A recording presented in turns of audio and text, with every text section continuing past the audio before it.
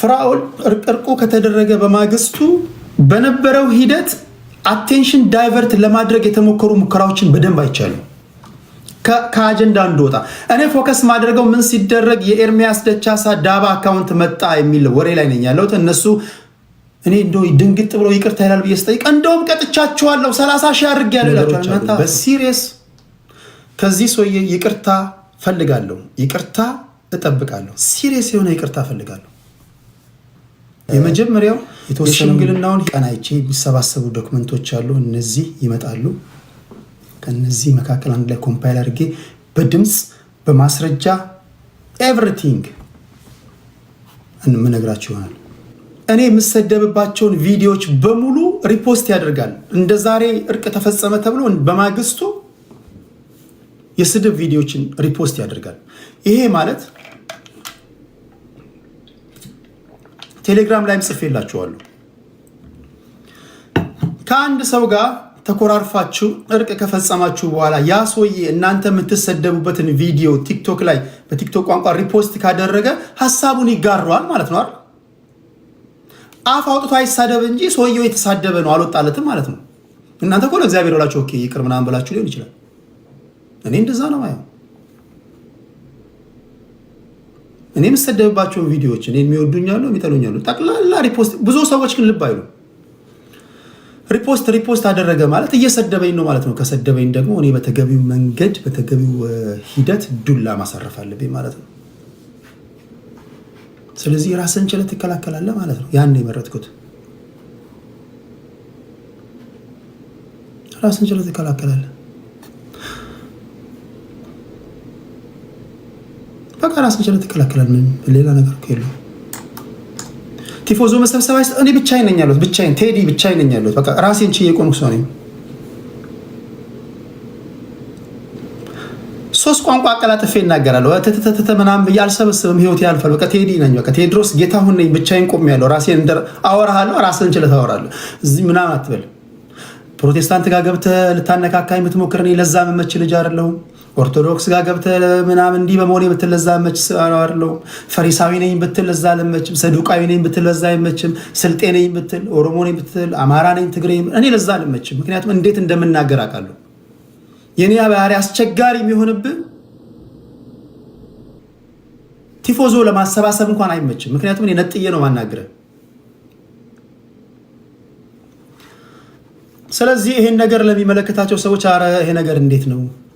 ይሄ ልጅ እንዲህ እያደረገ ነው፣ ከእርቅ በኋላ እንዲህ ስድቦችን ሪፖስት እያደረገ ነው። እሱ ብቻ አይደለም ባህሪው። በነገራችን ላይ በጣም የሚደብራችሁ ባህሪ እነዚህ ዱርዬዎችን እየሰበሰበ ሁሉ ትንሽ ሳንቲም ወይም ደግሞ ተስፋ እየሰጣቸው የማሰደብ ባህልም አለው፣ ባህሪ አለው።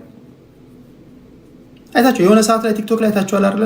አንበሳ እየወረደላቸው ሰው የሚሳደቡ ሴት የሚሳደቡ እነዚህ ተስፈኛ ተመጽዋቾች አሉ አይደል? ገንዘብ ተሰጥቷቸው የሚሳደቡ ገንዘብ ሲባል በአራት ኮፍያ ተሰዳቢው እኔ 6 ኮፍያ ያደርጋለሁ ካለ ተገልብጠው ደግሞ ይሳደባሉ። ለምሳሌ ቴዲን ስደቡልኝ 10 ኮፍያ ሰጣለሁ ካለ ኧረ ምን ችግር ብሎ ምን ይሳደባሉ። እኔ ደግሞ የጂ 11 ኮፍያ ሰጣለሁ ካልኩኝ ተገልብጠው የሚሳደቡ። እግዚአብሔር ከዚህ ይጠብቃችሁ። መድኃኒዓለም ምላሳቸውም ያከራዩ አሉ። ምላሳቸውን አከራይተው የሚኖሩ አሉ። ታውቃላችሁ? እነሱን ይገዛል። ይሄ እሱ ኦፕሬት የሚያደርግበት መንገድ ነው። ከእናንተ ጋር ምናምን አረብ እናቶች ያሰድባል ወይ ሚስት ካላችሁ ሚስቶቻችሁን ያሰድባሉ ወይ። በነገራችን ላይ ከእያንዳንዱ ከሚዘቀዘቁ ህፃናትና ከሚሰደቡ ሚስቶቻችሁ ባሎቻችሁ ጀርባ እንደዚህ አይነት ሰዎች አሉ። ስክሪን ላይ ጌታዬ ጌታዬ ጌታዬ መተላለፋችንን ይቅር በለን፣ አቤቱ የበደልን ይቅር በለን። እግዚአብሔር እኮ ልባችንን ሰብሮት ነው እንጂ ምናምን ከጀርባ በእናቱ ዙሪያ ያጫውተው ሚስቱን ገልብጠና ልከካልሽ ምናምን እያሉ ተሳዳቢዎቹ ማያውቁትን ስድብ ኢንፋክት ይነግሯቸዋል። በነገራችን ታውቃላችሁ፣ እኔ እንደዚህ ያሉ ሰዎችን ፈራቸዋለሁ። በጊዜውም አለጊዜውም እኔ በነገራችን ላይ ከተሰወረ ፍቅር ይልቅ የተገለጠ ክፋት ይሻላል ይባላል። አንዳንድ ጊዜ በጣም በቃ እንደዚህ የሚሆኑ ሰዎች እኔ በደንብ በጥንቃቄ ማቸው። ፖይንቱ ምንድን ነው? እነዚህ ነገሮች ሊኖሩ ይችላሉ። ትከሻዬ እኔ በነገራችን ላይ ተወልጄ ያደግኩበት የወጣሁበት ማህበረሰብ 24/7 ስድብ አለ። እኛ ሰፈር 24/7 ጠጭ አለ፣ 24/7 ተደባዳቢ አለ። ሁሉም ነገር ያለበት ነው። አይመሽም አይነጋም። እኔ የወጣሁበት ሰፈር እግዚአብሔር በኪነጠው ስቦ አውጥቶኝ ምናምን ነው። አይ ዶንት ኖ በተአምር ማለት ነው። አታውቁም? በቃ ቂሊንጦ በለው አይ ዶንት ኖ በቃ አይ ዶንት ኖ በለው ሙልጭ አለን። በቃ ሙልጭ አለን። የደሃ ልጆች ነን ማይ ፍሬንድ። ለእግዚአብሔር ፍቅር ስንል ትተናል። እኛ አንሰክስም። ሙልጭ አለን። አይመሽም አይነጋም። እኔ ተወልጄ ያደግኩበት ሰፈር ግን ሶ ዋት የኢትዮጵያ አንዱ ገጽታ ነው። ኦኬ እና ምን ይደረግ? ከዛ ሰፈር ወጣው የሆነ ሰዓት ባንንኩኝ በቃ ዝም ብዬ ማንበብ ጀመርኩ ምናምን ከጎበዝ ተማሪ ተርታ ተመደብኩኝ። ከዛ ሚዲያ ላይ ገባሁ ምናምን መስራት ጀመርኩኝ። ያ ነው እግዚአብሔር እንዴት እንዳወጣኝ አላውቅም። በቃ አስቸጋሪ ከሚባል ሰፈር አንዳንድ ጊዜ ትወጣላችሁ እና ምንም አይገርመኝም። እኔ ለማለት ፈልጌ ነው። መርካቶ ምናምን አለ የኛ ሰፈር አይመሽም አይነጋም። እኔ አሁን አንዳንድ ጊዜ ቲክቶክ ላይ ያሉ ስድቦችን ስሰማ እና እኛ ሰፈር ያሉ ስድቦችን ስሰማ እስማ ገና ስድብ ራሱ እንኳን በአግባቡ የኛ ሰፈር ብታዩ በጌታ ስም እና ሁሉም አይነት ነገር አለ። አይገርመኝም ለማለት ያለው ፖይንቱ እዚህ ከሚሰደቡ ሴቶች ከሚሰደቡ ሰዎች ጀርባ እነዚህ ኮፍያና አበባ የሚወረውሩ ሰዎች አሉ። ፐብሊክ ላይ ስተዋቸው ግን በቃ ኩልኩል የሚጫወቱ ማለት ነው። እንደዛ አይነት ነገሮች ባህሪያዎች አሉ። ከዚህ በፊት በነበሩ ክርክሮች ሰምታችኋል። እንደዚህ አሰደበኝ፣ ከፍያ አሰደብኩኝ፣ እንትናኔ ከፈለኝ ምናምን ይባባላሉ። ስለዚህ ሽምግልናውን ያፈረሰው እሱ ነው ለማለት ያህል ነው። ጠልቄ ዛሬ ማልገባባቸው ነገሮች አሉ። በሲሪየስ ከዚህ ሰውዬ ይቅርታ ፈልጋለሁ፣ ይቅርታ እጠብቃለሁ። ሲሪየስ የሆነ ይቅርታ ፈልጋለሁ። የመጀመሪያው የሽምግልናውን ሂደት ያፈረሰበት መንገድ አሁን አያና ቴዲ ደውሎ ገንዘብ ቸግሮኛል ምናምን ብሎ ለምኖት እንዲባላል በመድኃኒዓለም አያና እንኳን ትንሽ ይታዘባል አይባልም?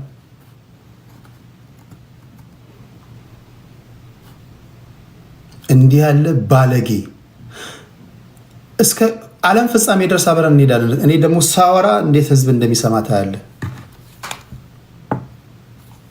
ይቅርታ ትላለህ ካላልክ አጠቃላይ የሽምግልና ሂደት ምን እንደሆነ አያና ይነግራቸዋል። እሱ የሚሄድበት መንገድ ይሆናል። በተረፈ ለመጡ የተጨበረበሩ ሰነዶች ይቅርታ ማለት አለብህ። ሌላ ነው፣ ይቅርታ ማለት አለብህ። እዛ ጋር አንዳንዶቻችሁ አስገባ ኦኬ፣ እሱ የሚያስገባ ወደ ሰፈሩ ልጅ ነው ወይም ወደ አጎቱ አካውንት ነው። እነ ቴዲ የሚያስገቡት ወደ መቄዶንያ ነው። እንዲህ እንኳን አትጠይቁም። ምንድነው አስገቡ የምትሉት? እሱ ይዘው የመጣው አካውንት ያጎቱን ነው። ኤርሚያስ ደቻሳ ዳባ ቴዲ አስገባ የሚባለው ለመቄዶንያ ነው። እንደው የሚያስገባ እንኳን ቢሆን አይ እኔ የራሴን አካውንት ይዤ መጥቻለሁ፣ እነሱም የራሳቸውን ይዘው መምጣት አለባቸው። አዎ እንደዛ ከሆነማ እኔም ያጎቴን አመጣለሁ። እሺ እሱም ባጎቱ አካውንት ያስገባል፣ እኔም ባጎቴ አስገባለሁ። እንዴት ናችሁ ግን? ደህና ናችሁ? አብዛኞቻችሁ፣ ብዙ ሁላችሁንም አይደለም፣ አንዳንዶቻችሁ ትምህርት ከስንት ነው ያቋረጣችሁት? ቁጥር ስታዩ ትደነግጣላችሁ ማለት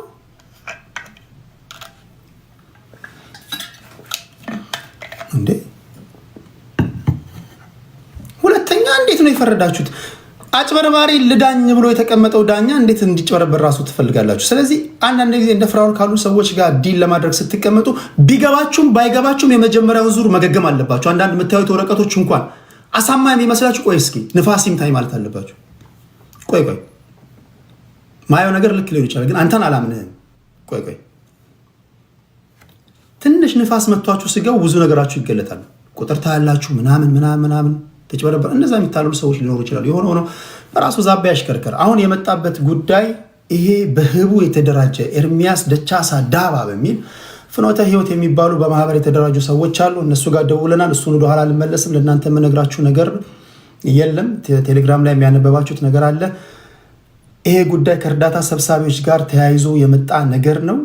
ነጥቦችን ሳገናኝ እዚህ እርዳታ የሚሰበሰቡ ሰዎችን በማሸማቀቅ ምናልባትም እሱ የሚፈልጋቸውን እርዳታ ሰብሳቢዎች ብቻ ቦርኮ ነው የሚላል። ድሮ ቦርኮ ነበር፣ አሁን ቦርኮ አይደለም።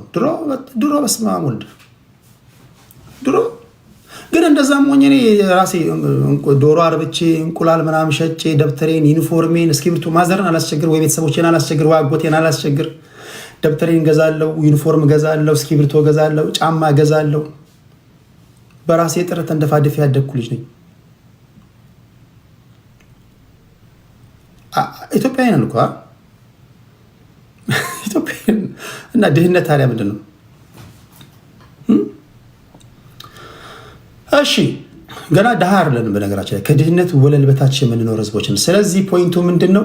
ይሄ ነጥቦች ሳገናኝ ይሄ ፍኖተ ህይወት የሚባል በህቡ የተደራጀ እንትን አለ። የመጀመሪያው ዙር ላይ ፍራው ላይ ያመጣው አካውንት ጠየቅ ነው። ሲጠየቅ አይ እኔ ሰይፉ ላይ ነው ያገኘሁት አለ። ሰይፉ ላይ ያገኘው ቁጥርና እሱ ያመጣው ቁጥር ግን ፈጽሞ አይገናኝም። መለሰና አይ ሰይፉ ላይ ከተሰጡ ኮመንቶች ነው ያገኘሁት አለ። ቀጠለና ጎግል ላይ ነው ያገኘሁት አለ። እግዚአብሔር ያሳያቸው። $700,000 አስገባለሁ ብሎ የመጣ ሰውዬ፣ በኢትዮጵያ 100 ሚሊዮን ብር አስገባለሁ ያለ ሰውዬ፣ የባንክ ክሊራንስ ጨርሻለሁ ያለ ሰውዬ፣ አካውንቱ የመቄዶንያ መሆኑን ከዚህ ቀደም በተደጋጋሚ አስገብቻለሁ ያለ ሰውዬ የኤርሚያስ ደቻሳ ዳባ አካውንት መሆኑን አላውቅም ሲላችሁ፣ እሱ ብቻ አይደለም እዛው ስቴጅ ላይ እኮ ዮኒን ሲሸውደው ነበር። ዞር አድርጎ ሰይፉ ፋንታውን ላይ ያየውን ትክክለኛውን የመቄዶንያን ቁጥር ያስገባና አየህ ለኔ ይመጣልኝ የመቄዶንያ ነው ይለዋል። እስኪ እያየው አስገባ ምናምን ሲሉት እያየ ሲያስገባ ኤርሚያስ ደቻሳ ዳባ ነው የሚወጣው። ለዚህ ይቅርታ አይጠይቅም። አሜን። ለዚህ ይቅርታ አይጠይቅም። ዞር አድርገህ የመቄዶንያን ከዛ ይሄው ለኔ የሚመጣልኝ እኮ የመቄዶንያ ነው ይለዋል ይላል ዮኒ። ፊት ለፊት ሲያስገባው የኤርሚያስ ደቻሳ ስም፣ ዞር ሲያደርገው የመቄዶንያ ሽውልም። ለዚህ ይቅርታ ይጠይቃል። ለዚህ ይቅርታ ይጠይቃል ፕሊስ። ኢትዮጵያ ውስጥ እርዳታ በመስራት ሰበብ ተመዝግባችሁ የተቀመጣችሁ በእርዳታ ስም ያላችሁ ድርጅቶች ከውጭ የሚገቡ ዊልቸሮች፣ የተለያዩ ነገሮችን ለእርዳታ በሚል ከቀረጥ ነፃ እያስገባችሁ እንደምትሸጡ ደርሰንበታል።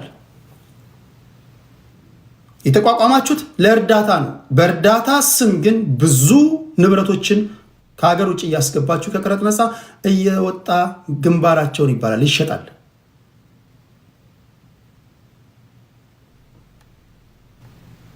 የመንግስት ሰዎች ይህንን ኢንቨስቲጌት ያደርጋሉ። እነማን ናቸው እነዚህ? ከነማን ጋር ነው የሚሰራው? ጥሩ አይን ገላጭ ነገር ነው አለኝ አንድ ሰው። በጣም ጥሩ አይን ገላጭ ነገር ነው አለኝ። እንዲህ ያሉ ነገሮች አሉ። ኤርሚያስ ደቻሳ ዳባ ማን ነው? ኤርሚያስ ደቻሳ ዳባ ፍኖተ ህይወት የሚባል የግሩፕ ኦፍ ኢንዲቪጁዋሎች ናቸው። ተሰብስበው ምናምን ዝም ብሎ ማርች ያደርጋሉ። ገንዘብ ሰጥቷቸው ወይ ለመቄዶንያ ወይ ለአበበች ጎበና ወይ ለማዘር ቴሬዛ ምናምን የሚሰጡ ናቸው። መቄዶንያ አያውቋቸው። መቄዶንያ ደውለውልኛል፣ አነጋግሬያቸዋለሁ። በዚህ ዙሪያ ተበላን ተዘርፈናል የምትሉ ሰዎች አስተማማኝ ማስረጃዎቻችሁን አምጡልኝ ለኔ ወይም እኔን ኮንታክት አድርጉኝ። የመቄዶንያ ሰዎች የጀመሩት የራሳቸው ክትትል አለ። የባንክ አካውንቱን ሄደው አረጋግጠዋል። የኤርሚያስ ደቻሳ ዳባ ይባላል። ምንም አይነት ውክልና እንዳልሰጡትና ይህ የግለሰብ አካውንት እንደሆነ ነግረውኛል። ቃሊ ከመቄዶንያ ቢኒያም ደውሎልኛል። በሰዓቱ ግን የተነገረን ከመቄዶንያ ሰዎች ጋር ግንኙነት አለኝ ተነጋግሬ ያው ላስገባ ነው የተባልነው አይደል? ካረሳችሁ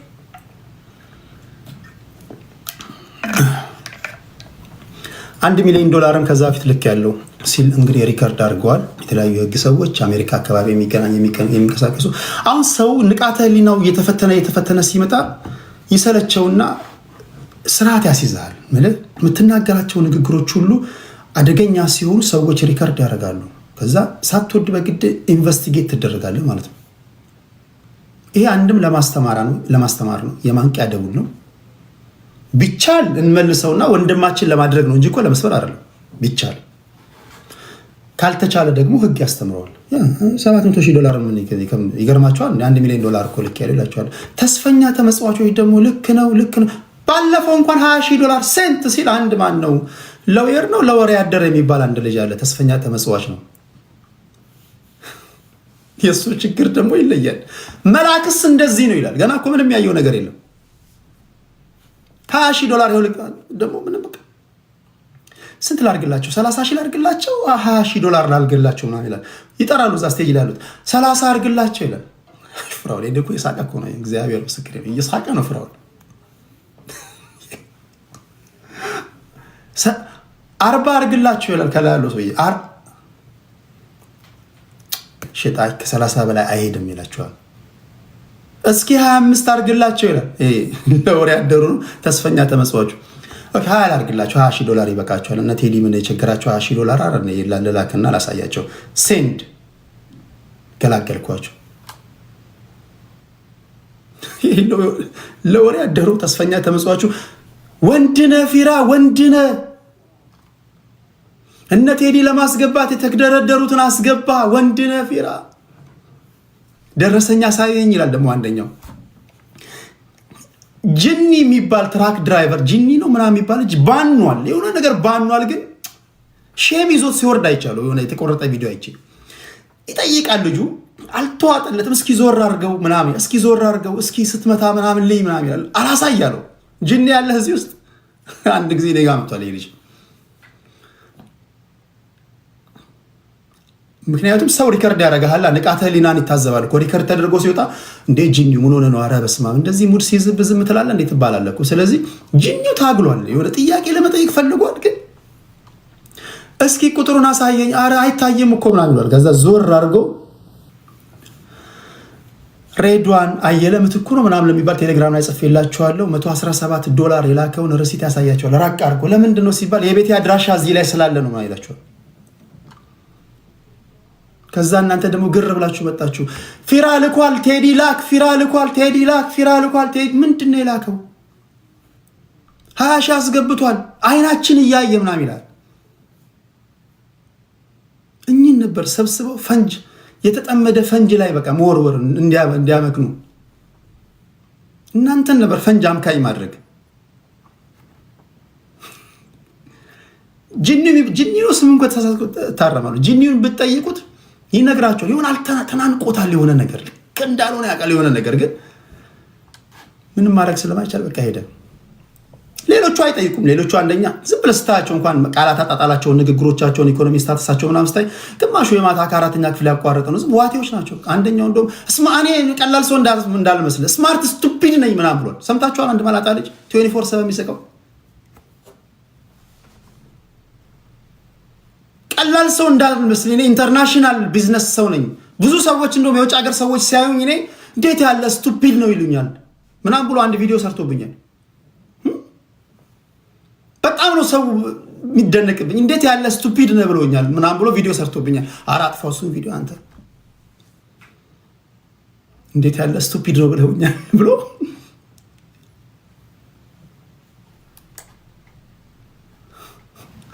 አንዳንድ ሰዎች ከሁለተኛ ክፍል ወይም ከአራተኛ ዓመታቸው በኋላ እድገት አቁመዋል። እኔ ይመስለኝ እንደዛ ነው። ፊራን ሳየው ፊራ ገንዘብ አለኝ ምናምን ይላቸዋል እንጂ ከአራተኛ ክፍል በኋላ ወይ ከአራተኛ እድሜው በኋላ እድገት ያቆመ ይመስለኛል። እስኪ ንግግሮቹን ይሁ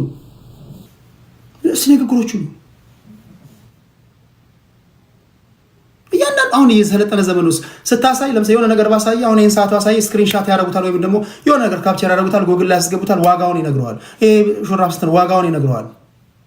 ሰዓት ስክሪንሻት አድርገው ቼክ ሲያደርጉ 25 ቢቀርሳ ምንድን ነው እንዴ? ቆይ ቢቀርሳ ምንድን ነው? ቆይ ባይባልሳ ባልላችሁ ሳኒ እናንተ አታኖሩኝ አላኖራችሁ ሰው ቆይ ዝም ብሎ መኖር አይቻልም? ሳክቱ ምናምን መኖር አይቻልም? አንዳንዴ እኮ በሱ ምናምን ዝም ብለህ ታክታለህ።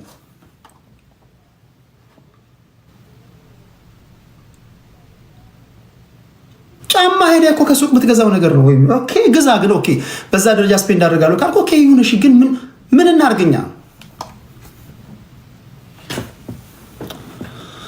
ምን እናርግ?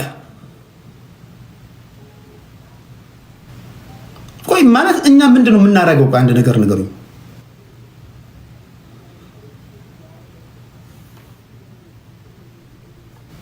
ኦኬ ምሳዬን የበላሁት እኔ ምሳዬን በልቼ የከፈልኩት $850 ነው። እሺ ምን ታረጋላችሁ? ምን አገባችሁ እናንተ?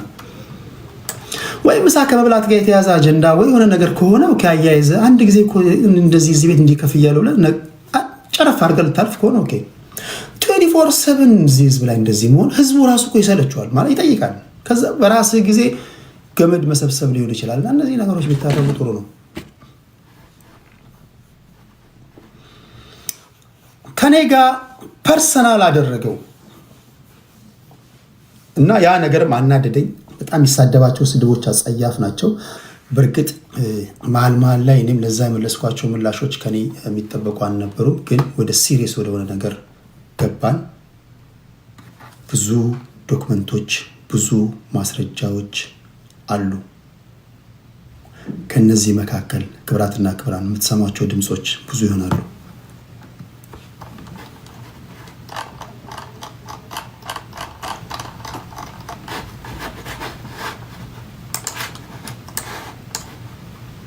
በዋነኛነት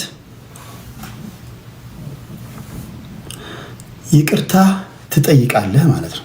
እኔ ከበደልኩኝ ይቅርታ ጠይቃለሁ፣ አንተ ይቅርታ ትጠይቃለህ።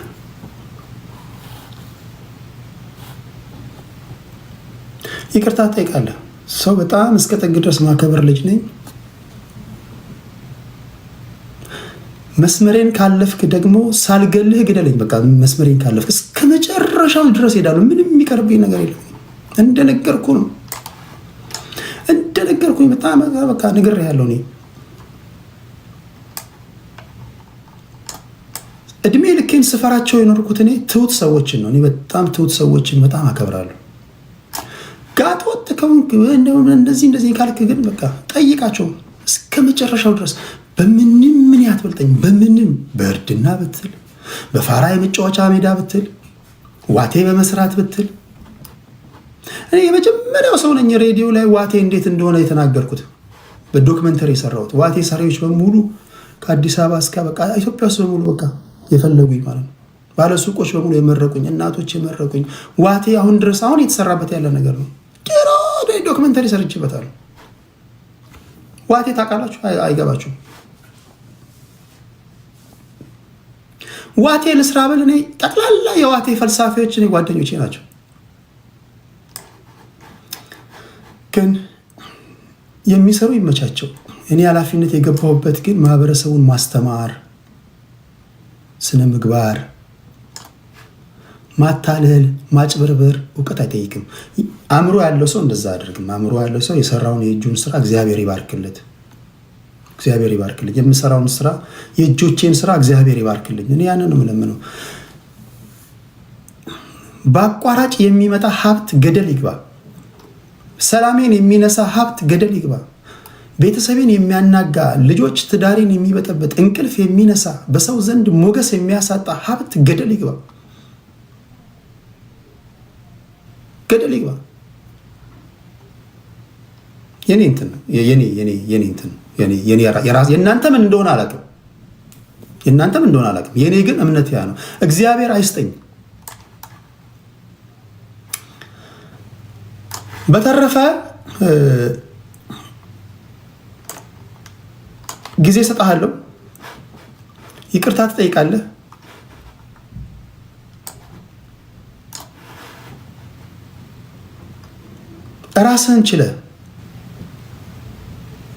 ራስህን ችለህ ነው። በነገራችን ላይ በዚህ አጋጣሚ ሁላችሁም ከልብ አመሰግናለሁ።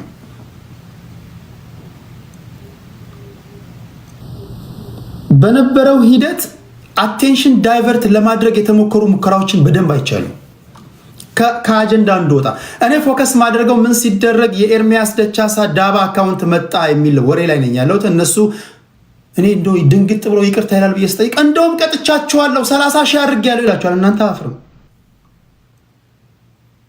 እኔ ማወራው እኮ ለማጭበርበር ኤርሚያስ ደቻሳ ዳባ የሚል አካውንት ይዘህ መጣ ምናምን ይቅርታ ይላል ብላችሁ ተጠብቁ። ኦኬ ንግድ ባንኩን ተሳስቶ ነው ምናምን ኦኬ።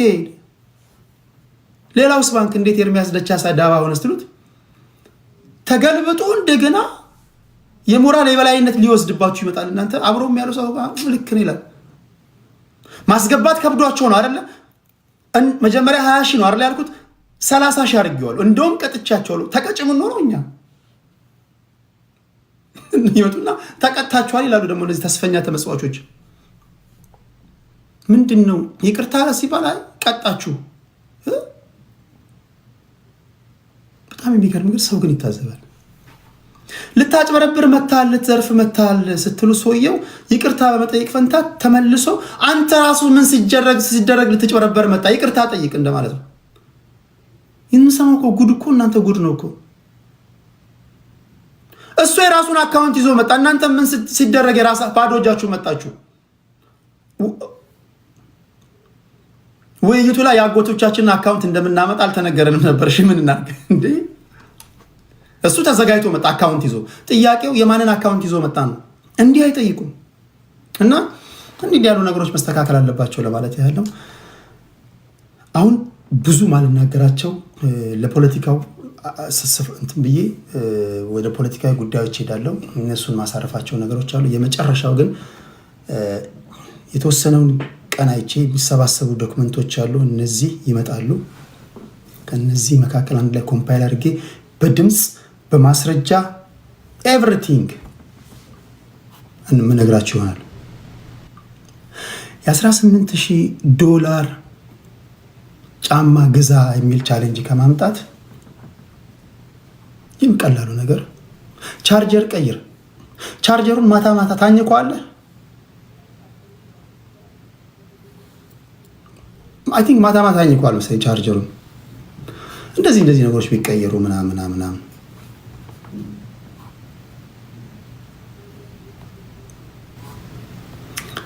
በጣም ነው ማከብራችሁ። ሁላችሁም ከልብ ነው ማከብራችሁ። አክብራችሁ ያናገራችሁ ሰዎች በሙሉ የኔ ግን ይሄ ነው ዲማንዴ፣ ይሄ ነው።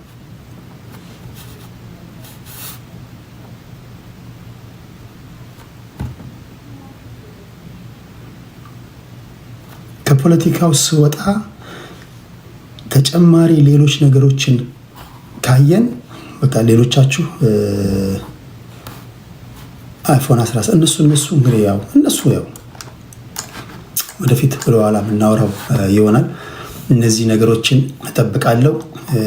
የምናወራቸው ወሬዎች ይሆናሉ። ፍራኦል ኢቲቻ ማን ነው? በኢህአዴግ ጊዜ መሬት እንዴት ተቸበቸበ ታስታውሱት ነው። ዋነኛነት የኦሮሞ መሬት ከሀገር እንዴት ተወጣ፣ መለስ ዜናዊ ስብሰባ ላይ እንዴት ሊታደም ቻለ፣ መግቢያው ትኬት መጣ፣ ከፊንጫ ማን ያመጣው፣ አብረውት ገንዘብ ይሰሩ ነው ማለት ነገ ውሸታም በጥራቃ እንዳትሉኝ። በጣም አድምቼ ማውራ ሰው ነኝ። በጣም አድምቼ ነው ማውራው። ቱ ዘ ፖይንት የሆነ ነገር ማመጣላችሁ ልክ የመጀመሪያው ነገር እንዳመጣውላችሁ ማለት ነው። እንዴት ወደ ዱባይ ተሄደ፣ እንዴት ወደ አሜሪካ ተሄደ፣ እነዚህ ነገሮች ጋር ተያይዞ ሰዎች የራሳቸውን ኢንቨስቲጌት እያደረጉ ስለሆነ እነዚህን እናወራለን። በደንብ ነግራችኋለሁ። አስተማሪ የሆኑ ነገሮች ሊሆኑ እንደሚችሉ ገምታለሁ።